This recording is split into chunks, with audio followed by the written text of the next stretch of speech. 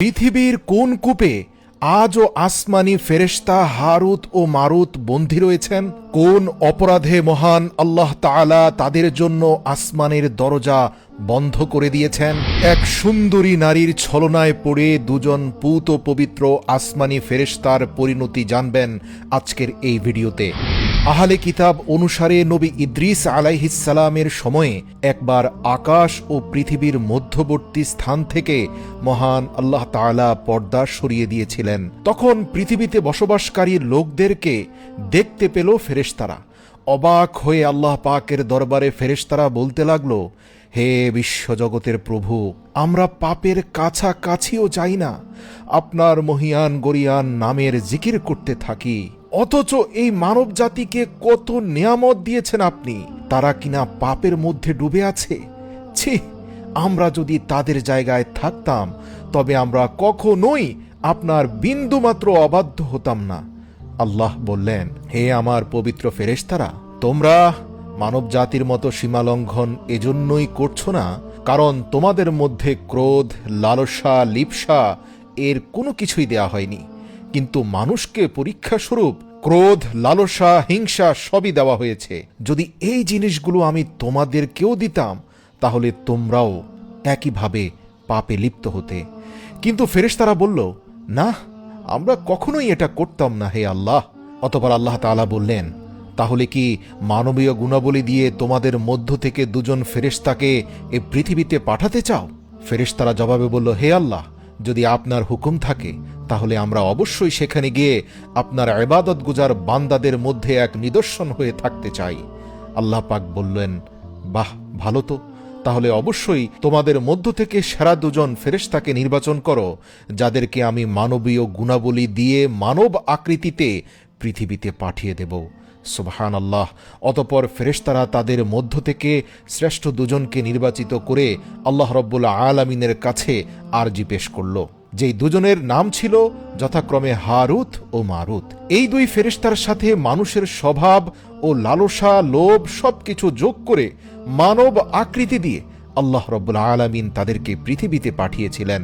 তারা দুজনই সুন্দর মানুষের সুরতে ব্যাবিলন শহরে এসেছিল এবং তারা সেখানে বিচারকের পদে নিযুক্ত হয়। যেহেতু তারা ফেরেশতা ছিল এবং তারা জাদুবিদ্যায় পারদর্শী ছিল, আল্লাহ পাকের তরফ থেকে বিশেষ কিছু কেরামত প্রদর্শন করতে পারত, তাই অল্প সময়ের মধ্যে ব্যাবিলন শহরে তারা জনপ্রিয় হয়ে যায়। তৎকালীন ব্যাবিলনের রাজা তাদেরকে বিচারক নিযুক্ত করেন। তারা তাদের ক্ষমতা বলে মানুষদের মধ্যে অত্যন্ত সম্মানিত ছিল। তারা দেখতে যেমন সুদর্শন ছিল, কাজে কর্মেও তারা শ্রেষ্ঠ ছিল। এই দুজন ফেরেশতা কখনোই মিথ্যা বলতো না, মিথ্যা বলার চেষ্টাও করত না। তারা সততার সাথে কাজ করত এবং তাদের মধ্যে অলৌকিক ক্ষমতা ছিল বলে বিচারক হিসাবে সরকার প্রধান তাদেরকে নিযুক্ত করে। অতঃপর সকল মানুষের মামলা মোকদ্দমার বিচার তারা করতে শুরু করে দেয়। একদিন এক রূপসী মহিলা এই দুজন ফেরেশতার কাছে এক মামলা নিয়ে আসেন। সেই নারী ছিল রূপে গুণে অসাধারণ। হারুত এবং মারুত ফেরেশতার কাছে এসে সেই সুন্দরী নারী তার ছলনাময়ী কণ্ঠে বলতে লাগলো, প্রিয় ফেরেশতাগণ, নিঃসন্দেহে আপনারা প্রভুর তরফ থেকে প্রেরিত আসমানি ফেরেশতা। আমার স্বামী আমাকে অনেক অত্যাচার করছে। আমি তাকে হৃদয় ছোঁয়া ভালোবাসা দিয়েছি, আর বিনিময়ে সে শুধু আমাকে অত্যাচার নির্যাতন করছে। আপনি তাদের বিচার করুন। এ কথা বলার পর সেই নারী অন্যদিকে তাকিয়ে বলল, আহা, যদি এই পৃথিবীর কোনো পুরুষ আমাকে আমার স্বামীর চেয়ে একটু বেশি ভালোবাসত। হারুত এবং মারুত এই মহিলার সৌন্দর্য, রূপ, গুণে এবং কথায় খুবই মুগ্ধ হয়ে গেল। বিচার কার্য চলাকালীন এই মহিলার প্রেমে হাবুডুবু খেতে খেতে এই দুই ফেরেশতার দুজনই সেই নারীকে এক পর্যায়ে ব্যভিচারের আমন্ত্রণ জানালো। ওই নারী ছিল পুরো দস্তুর এক ছলনাময়ী। আসলে তার স্বামী মোটেই কোনো খারাপ মানুষ ছিল না, বরং অশ্লীল পোশাক পরে রাস্তাঘাটে চলাচল করার কারণে তার স্বামী তাকে বকাঝকা করে। নিজের প্রতি হারুত মারুত ফেরেশতার প্রবল আগ্রহ দেখে মহিলাটি তাদেরকে বলল, আমি এক শর্তে তোমাদের সাথে জিনা করতে পারি, যদি তোমরা মূর্তি পূজা করো অথবা মদ খাও আর না হয় আমার স্বামীকে হত্যা করো। এই তিনটার যে কোনো একটা তোমাদেরকে করতেই হবে। হারুত মারুত বলল, তোমার স্বামীকে আমরা হত্যা করতে পারবো না, কারণ বিচার কার্যক্রম অনুযায়ী যা মনে হচ্ছে তোমার স্বামী অপরাধী নয়। আর মূর্তি পূজা করলে তো আমরা সৃষ্টিকর্তার সাহায্যই পাবো না। তবে হ্যাঁ, মদ খাওয়া ছোটখাটো অপরাধ, আমরা মদ খেতে পারি। অতপর হারুত ও মারুত মদ পান করাকে ছোটখাটো পাপ মনে করে মদ পান করল এবং তারপর নেশাগ্রস্ত অবস্থায় তারা বড় ধরনের দুটি পাপ করে ফেলল। এর একটি হচ্ছে সেই নারীর সাথে ঘনিষ্ঠ হয়ে যাওয়া, আর দ্বিতীয় হচ্ছে আল্লাহ রাব্বুল আলামিন পৃথিবীতে তাদেরকে পাঠানোর সময় পুনরায় আকাশে উঠানোর একটা প্রক্রিয়া শিখিয়ে দিয়েছিলেন। সেই প্রক্রিয়াটা সেই নারীকেও তারা শিখিয়ে দিয়েছিল, যার দ্বারা সেই মহিলা আকাশে যাওয়ার সক্ষমতা অর্জন করে। যখন এই নারী সেই আমলের মাধ্যমে আকাশে গেলেন, তখন আকাশে উঠার নীতি ভঙ্গ করার অপরাধে আসমানের ফেরেশতারা আল্লাহ পাকের হুকুমে তাকে একটি গ্রহে রূপান্তর করে দেয়। যেহেতু এই মহিলার নাম ছিল জোহরা, তাই সেই গ্রহকে সাইয়ারা জোহরা বলা হতো, যাকে বাংলা ভাষায় শুক্র বলা হয়, অর্থাৎ আজকের জমানায় শুক্র গ্রহটি, যাকে ইংরেজিতে ভেনাস বলা হয়ে থাকে। আর আপনারা সৌরজগতের গ্রহগুলো যদি ভালোভাবে দেখেন, পর্যবেক্ষণ করেন, তাহলে দেখবেন শুক্র গ্রহটি প্রতিনিয়ত জ্বলজ্বল করে জ্বলছে। বলা হয়ে থাকে এটা এক প্রকারের শাস্তি। এদিকে আল্লাহ পাকের সীমা লঙ্ঘন করার অপরাধে হারুত এবং মারুত ফেরেশতাকে আল্লাহ রাব্বুল আলামিন সেই ইসমে আজম নামটি ভুলিয়ে দিয়েছিলেন, যেই ইসমে আজমের মাধ্যমে তারা আসমানে উঠতে পারত। অর্থাৎ সেই ইসমে আজমটি কাউকে শেখানোর ব্যাপারে নিষেধ করা হয়েছিল, কিন্তু মদের নেশায় তারা সেই নারীকে শিখিয়ে দিয়েছিল, আর ফলাফলস্বরূপ সেই নারীর কঠিন পরিণতি হয় এবং আল্লাহ রাব্বুল আলামিন হারুত মারুতের অন্তর থেকে সেই বিশেষ ইসমে আজমটি উঠিয়ে নেন এবং এই সীমালঙ্ঘনের শাস্তি হিসাবে তাদের ব্যাবিলনের এক গোপন কুয়ার ভেতরে উল্টো ঝুলিয়ে দেয়া হয়েছিল। আহলে কিতাবে বর্ণনা আছে সেখানে তারা কিয়ামত পর্যন্ত বন্দী থাকবে। প্রিয় দর্শক, এটি আহলে কিতাবের রেওয়ায়েত। এই রেওয়ায়েতের ব্যাপারে ইসলামী বিশেষজ্ঞগণদের মধ্যে ভিন্ন মত রয়েছে। যেমন ইসলামী বিশেষজ্ঞ আল্লামা ইমাম সুয়ুতি রহমাতুল্লাহ আলাইহি এই ঘটনাকে 100% সত্য বলেছেন। আবার ইমাম ইবনে কাসির এবং ইমাম ফখরুদ্দিন রাজি এটাকে মিথ্যা এবং বানোয়াট গল্প হিসাবে প্রত্যাখ্যান করেছেন। এখানে আপনাদেরকে জানিয়ে রাখি, হারুত এবং মারুত ফেরেশতা সম্পর্কে পবিত্র কোরআনের 2টি স্থানে স্পষ্ট আয়াত রয়েছে।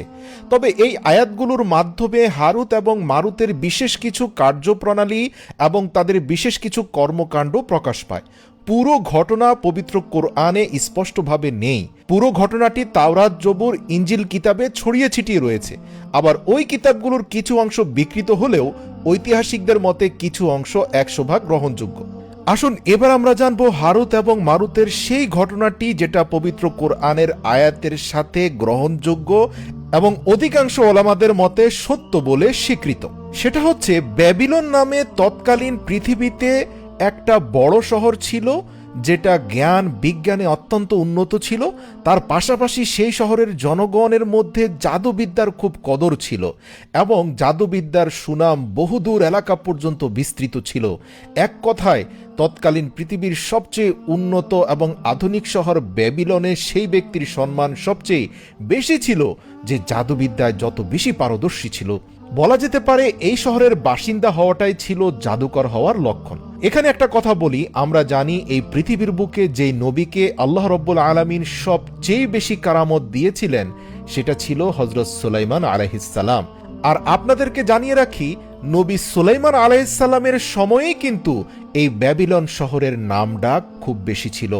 নবী সুলাইমান আলাইহিস সালাম যেহেতু পুরো বিশ্বজাহানের রাজা ছিলেন, কারণ আল্লাহ পাকের তরফ থেকে প্রাপ্ত মহান ক্ষমতা বলেই তিনি পুরো পৃথিবীর উপর রাজত্ব করতেন। তো যেহেতু ব্যাবিলনের বাদশাহ এবং ব্যাবিলনের জনগণ জাদুর প্রতি অত্যন্ত আসক্ত ছিল, নবী সুলাইমান আলাইহিস সালাম ব্যাবিলন শহরের লোকদের এই কর্মকাণ্ড দেখে তিনি অত্যন্ত ক্ষুব্ধ হন।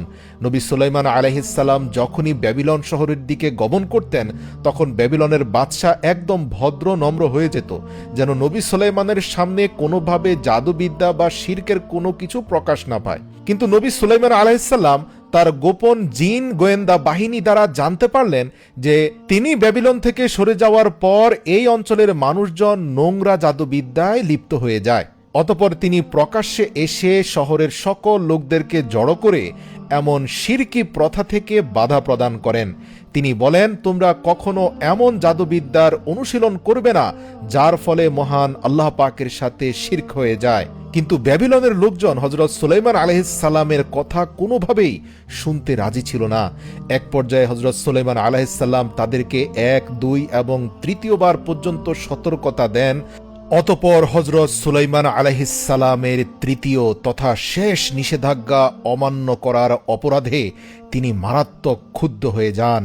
তিনি তার বিশাল জিন বাহিনী নিয়ে ব্যাবিলনে উপস্থিত হন। তৎকালীন ব্যাবিলনের রাজা, প্রশাসনিক কর্মকর্তা, সেনাবাহিনী সহ প্রত্যেকটি জনগণকে গ্রেপ্তার করেন এবং জোরপূর্বক তাদের প্রত্যেকের ঘর থেকে জাদুবিদ্যার সকল বই বের করে নিয়ে আসেন এবং প্রকাশ্যে বলে দেন, আজ থেকে যত শিরকি বই পাওয়া যাবে তার জন্য কঠিন শাস্তির মুখোমুখি হতে হবে। অতঃপর তিনি সকল বইকে একত্র করে তার সিংহাসনের নিচে পুঁতে ফেলেন, যাতে এই ক্ষতিকর বইগুলোর বিনাশের মাধ্যমে এই ক্ষতিকর জ্ঞানকে মানব জাতি থেকে নির্মূল করা যায়। কিন্তু সময়ের সাথে সাথে হযরত সুলাইমান আলাইহিস সালাম ইন্তেকাল করে পৃথিবী থেকে বিদায় নেন। অতঃপর আবার সেই ইবলিস মাথাচাড়া দিয়ে ওঠে। 2-1টি প্রজন্ম চলে যাওয়ার পর ব্যাবিলনের নতুন প্রজন্ম আসা মাত্রই শয়তান তাদেরকে এই বইগুলোর তথ্য দেয় এবং শয়তান প্রকাশ্যে ব্যাবিলনের জনগণকে বলে, আরে তোমরা তো জানোই না নবী সুলাইমান যে এত ক্ষমতার অধিকারী ছিল তার মূল উৎস হচ্ছে তোমাদের পূর্বপুরুষদের রেখে যাওয়া জাদুবিদ্যার বই, যেটা বর্তমানে নবী সুলাইমানের সিংহাসনের নিচে পুঁতে রাখা হয়েছে। তোমরা যদি সেই বই বের করে তা অনুসরণ শুরু করে দাও তবে তোমরাও নবী সুলাইমানের মতো মহা ক্ষমতাধর হতে পারবে। হে ব্যাবিলনের জনগণ, নবী সুলাইমান এক রাজ্য থেকে আরেক রাজ্য উড়ে যেতেন তোমাদের পিতামাতার রেখে যাওয়ার বই ব্যবহার করে। তিনি পুরো পৃথিবী শাসন করেছেন তোমাদের পিতামাতার রেখে যাওয়া বইয়ের মাধ্যমে। তিনি জিনদেরকে নিয়ন্ত্রণ করতেন তোমাদের পিতামাতার রেখে যাওয়া বইয়ের মাধ্যমে। এবং নবী সুলাইমান আলাইহিস সালামের অসাধারণ অলৌকিক ক্ষমতা বলতে কিছুই না, সবই তোমাদের পূর্বপুরুষদের রেখে যাওয়া বই এবং তন্ত্রমন্ত্র এর ক্ষমতা। এভাবে শয়তান ব্যাবিলনে বসবাসকারী বনি ইসরায়েলের সকল মানুষকে পুনরায় পথভ্রষ্ট করে। তারা পুনরায় সুলাইমান আলাইহিস সালামের সম্মানিত সিংহাসন ভেঙে তার নিচ থেকে ওই বইগুলো বের করে এনে পুনরায় এই নোংরা চর্চা শুরু করে দেয়। এর ফলে তাদের সমাজের মধ্যে পুনরায় আবার হানাহানি, মারামারি, একজন আরেকজনের মধ্যে সংকট সৃষ্টি করা, অর্থাৎ জাদুবিদ্যার অপব্যবহার বলতে যা বোঝায় তার সবই শুরু হয়ে যায়। এমনকি সে সময় জাদুবিদ্যার অনুশীলন এত ভয়াবহ অবস্থায় গিয়ে পৌঁছেছিল যে চোর এবং ডাকাতরা চুরি এবং ডাকাতি করার জন্য জাদুবিদ্যার ব্যবহার করত। এর ফলে তারা ঘরে প্রবেশ না করে জাদুবিদ্যা ব্যবহার করে জিনিসপত্র দূর থেকে চুরি করে নিয়ে যেতে পারত। এতে সমাজে ভয়ঙ্কর বিশৃঙ্খলা দেখা দিল। আল্লাহ রাব্বুল আলামিন পবিত্র কোরআনে এই সম্পর্কে বলেন, তারা জাদুর অপব্যবহার করত এবং জাদুবিদ্যার মাধ্যমে স্বামী স্ত্রীর মধ্যে বিচ্ছেদ ঘটাত। এছাড়াও শয়তানের সেই মিথ্যা তথ্যের বিষয়ে আল্লাহ রাব্বুল আলামিন পবিত্র কোরআনে বলেন, আমার নবী সুলাইমান কখনোই জাদুবিদ্যার অনুসরণ করেনি, সুলাইমান কুফরি করেনি, কিন্তু শয়তানি কুফরি করেছিল। শয়তান মানুষকে জাদুবিদ্যা শেখাতো এবং ব্যাবিলন শহরে হারুত ও মারুতের উপরেও মিথ্যা আরোপ করা হয়েছিল। হারুত এবং মারুত দুজন ফেরেশতা অবতীর্ণ হয়েছিল এবং তারা কাউকে ততক্ষণ পর্যন্ত জাদু শিক্ষা দিত না যতক্ষণ না তারা নিশ্চিতভাবে স্বীকৃতি দিত যে আমরা এই জাদু অপকর্মে ব্যবহার করব না, এটা শুধুমাত্র একটা পরীক্ষা, তোমরা কেউ এই জাদুর মোহে কাফের হয়ে যেও না। প্রিয় দর্শক, পবিত্র কোরআনের এই আয়াতগুলোর মাধ্যমে স্পষ্টত বোঝা যায় যে সে সময়ে ব্যাবিলনে জাদুবিদ্যার এই জ্ঞানের অপব্যবহার এত ভয়াবহ রূপ ধারণ করেছিল যা সাধারণ মানুষের জন্য কষ্ট ও দুর্দশার কারণ হয়ে ওঠে। তখন আল্লাহ রাব্বুল আলামিন মানব রূপে দুজন ফেরেশতা পাঠিয়েছিলেন জাদুবিদ্যা থেকে বাঁচার আমল ও জাদুকে বাতিল করার পদ্ধতি মানুষকে শেখানোর জন্য, যাতে তারা জাদুকরদের হাত থেকে মুক্তি পায়, তবে এই শিক্ষাগুলিও খারাপ উদ্দেশ্যেও ব্যবহার হতে পারে। তো ওই দুজন ফেরেশতাই মূলত হারুত এবং মারুত। এই ফেরেশতারা দুনিয়ার বুকে এসে যখনই মানুষকে এই কালো জাদুর হাত থেকে রক্ষা করার জন্য আল্লাহ প্রদত্ত জাদুবিদ্যা শেখাতো, তখন তারা সর্বদা মানুষকে এই কথা বলে সতর্ক করত যে এটি আল্লাহর তরফ থেকে একটি পরীক্ষা তোমাদের জন্য। তোমরা আমাদের কাছ থেকে এই জাদু শিখে নিচ্ছ যাতে তোমরা কালো জাদুকে প্রতিহত করতে পারো, কিন্তু তোমরা আল্লাহ প্রদত্ত এই জাদু শিক্ষাকে অপব্যবহারে ব্যবহার করো না। কিছু আরবি গল্পে ব্যাবিলনের এক বিশেষ কূপের কথা উল্লেখ আছে। সেখানে অনেক লোক এসে হারুত ও মারুতের সাথে সাক্ষাৎ করে জাদুবিদ্যার জ্ঞান লাভ করত। যদিও কিছু ঐতিহাসিক বলেছেন যে ইরাকের হাল্লা শহরের কাছে একটি ধ্বংসাবশেষে একটি প্রাচীন কূপ রয়েছে, যেখান থেকে ব্যাবিলনের সীমানা শুরু হয়েছে। তারা এই কূপটিকেই ব্যাবিলনের কুয়া হিসাবে ঘোষণা করে। তবে যাই হোক, এই ঘটনা থেকে এই শিক্ষা পাওয়া যায় যে জাদুবিদ্যা এবং জাদু একটি শিরক, তবে এটি দুর্নীতি ও ফাসাদ বন্ধ করতে ব্যবহার করার অনুমতি রয়েছে। প্রিয় দর্শক, কোরআনের আয়াতের সাথে তাওরাতের এই ঘটনাটির সম্পর্ক সবচেয়ে ঘনিষ্ঠ। এজন্যই সকল উলামায়ে কেরামগণ এই ঘটনাটিকে স্বীকৃত বলেছেন।